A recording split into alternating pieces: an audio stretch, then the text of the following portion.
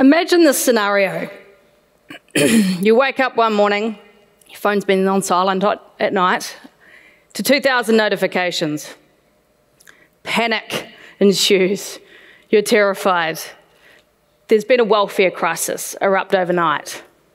Headlines are calling the industry into question. Social media is ablaze with outrage, and the public is demanding answers. But you know you're not prepared for this. No clear strategy, no prepared responses, and no progress data to talk about. No plan to calm that storm. And while our industry faces many challenges, there's really only one that permanently and overnight could actually shut down our industry.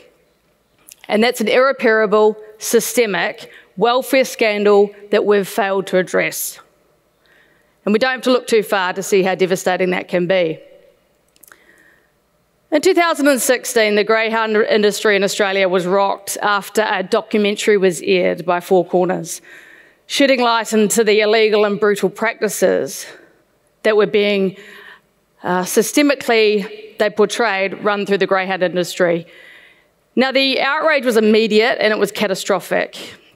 There was public outrage. Everybody in the industry there was scrambling to try and resolve a situation that they were utterly unprepared for. The survival of the entire sport got called into question. And in fact, for a brief period, it was going to be banned in New South Wales. Now, during this time, I was actually studying for an MBA part-time while I was working at Arrowfield Stud in New South Wales and Sydney. And being a Kiwi, recently moved to Australia, I didn't have many friends outside the racing industry bubble. This was probably the first time I'd really networked with people outside the industry inner sanctum. And it was tough. The cruel, outdated spectacle that they called the industry that I worked in. Here I was with a group of sharp young minds that weren't just questioning the ethics of racing, they were questioning my very passion, my love for the sport, and my desire to work in it. The problem was, my classmates' perceptions weren't just based on assumptions from the greyhound industry being translated into the thoroughbred racing industry. It was based on complete misinformation because they had no resource to turn to learn the accurate truth. It made me really realise how exposed our industry was to public condemnation and how unexposed the everyday person was to horse racing. I went back to Arrowfield and spoke to John Massara, who owns the company, and he gave me a budget to try and quantify the situation. So, come Melbourne Cup in 2016, we engaged a media and social media perception marketing company to track sentiment into the Cup at that period. Now, the Melbourne Cup had a real rough trot going into this. In the 3 years previous, 4 horses had fatally died in the one race that our industry, our public, and the entire country stops for. So the results were pretty alarming that came back. Over 70% of mentions on social media were in negative tone, and there were 250,000 mentions of horse racing in relation to animal cruelty. It was a flashing red warning light. Our industry was in major trouble, and we weren't even talking about it. From there, I really immersed myself in studying crisis communications, studying best practices in corporate and social responsibility. Big fan of Bob Langett's work. I've read all his books and watched his videos. And in fact, one of the campaigns that's probably branded the world class in transparent, engaging marketing is the Our Food, Your Questions campaign that McDonald introduced in Canada. This was what you would call a masterclass in how you can address reality with transparency. I quickly learned, though, that the antidote to information and misinformation isn't just throwing facts at the problem. Facts alone won't be believed, because that's what's just as important as who's actually delivering those facts. Facts are actually only helpful once you connect with somebody on a shared value system. And put simply, institutions are no longer trusted to disseminate information accurately or without bias. In fact, I'm twice as likely to trust information from somebody like me on social media than I am a government leader or a company. In fact, if we look at the Edelman Trust Barometer, which is a fascinating resource that they put out every year, you can see that somebody like me and scientists are our two most trusted sources of information. The reason is when our banks, the bedrock of financial stability, were found to be untrustworthy and caused a global recession, our collective faith in institutions was shattered. So therefore, we trust people who are held to the same accountability standards that we would be. Now, my classmates' false assumptions, somewhat false assumptions, some were accurate, about the racing industry, they weren't their fault. They just couldn't find out the correct information anywhere, even if they wanted to. As an industry, we were very, very bad at letting them in. Information wasn't published anywhere, and invitations to be open weren't provided. Why? Because as an industry, we were so afraid of not being perfect that we didn't say anything at all. But silence is dangerous, and if we don't speak up, it fuels suspicion. Our industry wasn't talking, and it was assumed that we had something to hide, so the public would come to their own negative conclusions. Fast forward to 2021, and in the 5 years, from 2016 to 2021, I left Arrowfield and established my own marketing company, Kit Collective, with the eventual goal of really tackling our industry's perception challenges. However, in the 3 years previous to this,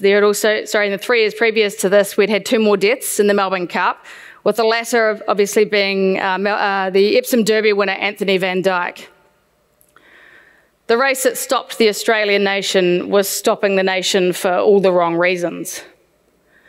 Now, I've got a very young team at Kit. Of my 20 staff, 15 of them are in their 20s. They love racing.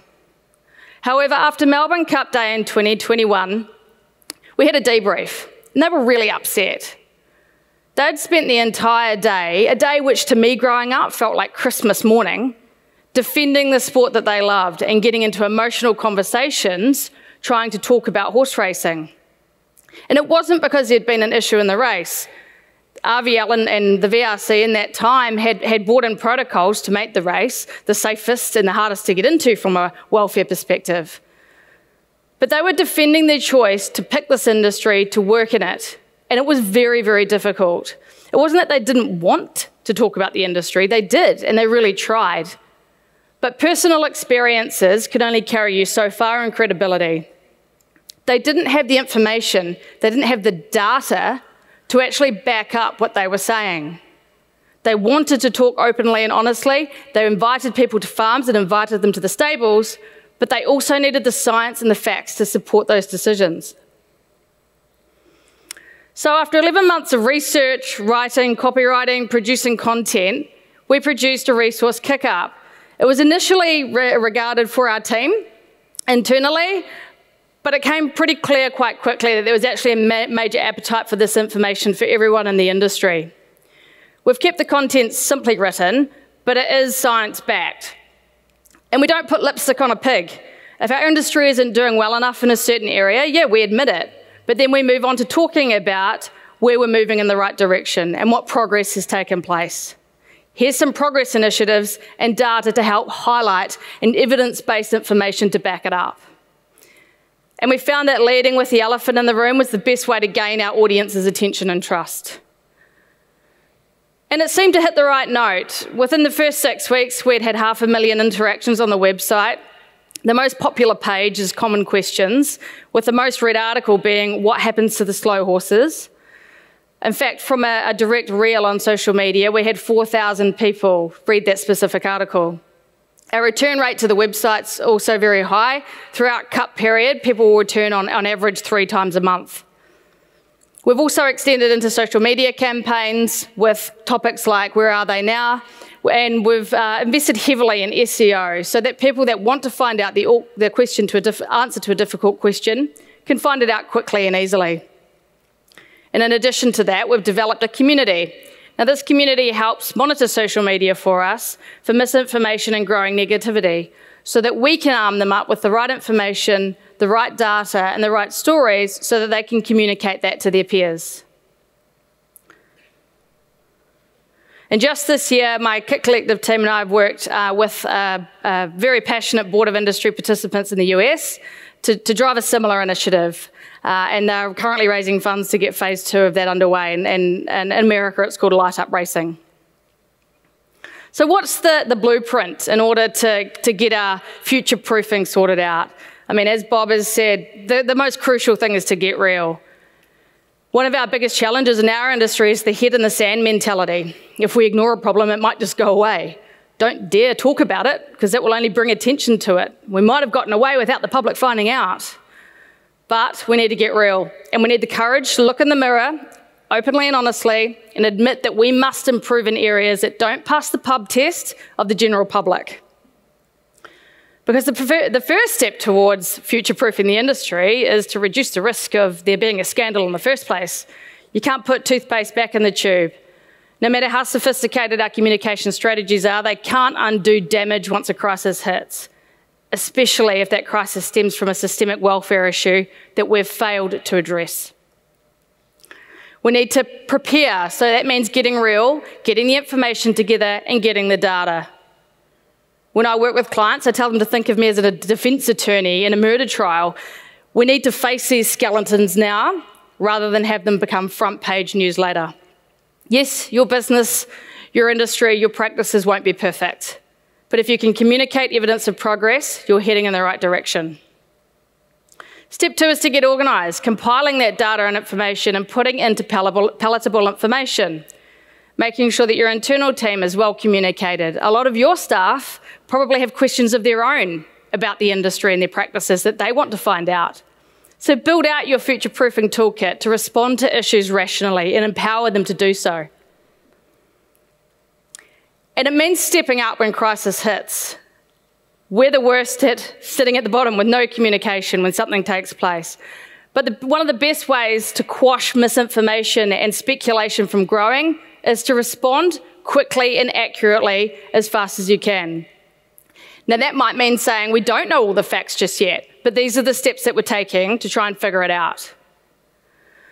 Step 2 is to be proactive about your preparation so that we're developing the plans and the skills to be organised going into that situation. And step 3, preventative awareness, is about building up goodwill and transparent understanding so that by regularly educating and engaging people so that they can understand when an issue arrives. Think of it a little bit of a lollies and a lolly jar scenario. Every time we share a behind-the-scenes look at our practices or transparently show welfare progress, even if it's not yet perfect, we're adding a lolly to that jar. And by accumulating goodwill and understanding, when a crisis hits, we don't want that jar to be empty. Step 3 is to be loud and proud and give our staff, give our people, give our industry the confidence to talk proudly about the progress that we're making, about the industry initiatives that are underway, and about the horses that they love so much. Because no matter where we are, from Sydney to Tokyo to New York to London, our challenges are all the same. Our industry has major concerns that the public want us to address. We need to get real about that. We need to clarify the science and the statistics and get really organised with our messaging. If you've done the work, you've anticipated the issues, and you've got a plan, when you wake up that morning to 2,000 messages on your phone, you can engage with confidence with the public, you can address their concerns head on with transparency and with facts. You've got your team organised, your messaging is clear, and your community is empowered. This is what we can do with the power of proactive preparation. It's the confidence that comes with knowing you've done the work to safeguard your industry's future. It's not just about managing a crisis, because they're inevitably going to happen. But by being prepared, we can ensure that we're not just reacting to the issues, but we're leading the way in resolving them. My dream is that by 2030, 2040, 2050, horse racing is as socially accepted as any other major sport. And by proactively future-proofing your brand, your business, and our entire industry, by getting real, by getting organised, and then being loud and proud, I know we can achieve it.